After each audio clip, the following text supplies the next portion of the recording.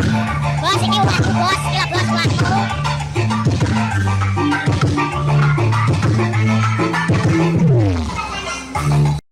Video yang memperlihatkan plafon rumah seorang warga rontok saat ada sound system karnaval terlalu keras lewat depan rumah viral. Dalam video yang beredar luas di media sosial, video itu memperlihatkan plafon rumah seorang warga rontok ke lantai.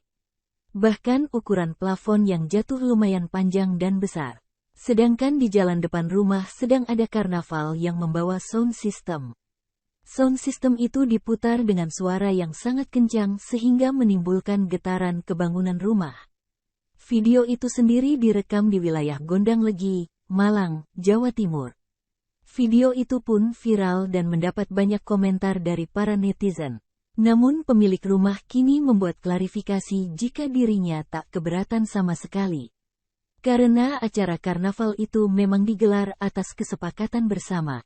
Dirinya juga membuat surat penyataan yang ditandatangani di atas materai. Video klarifikasi ini pun mendapat banyak komentar dari para netizen.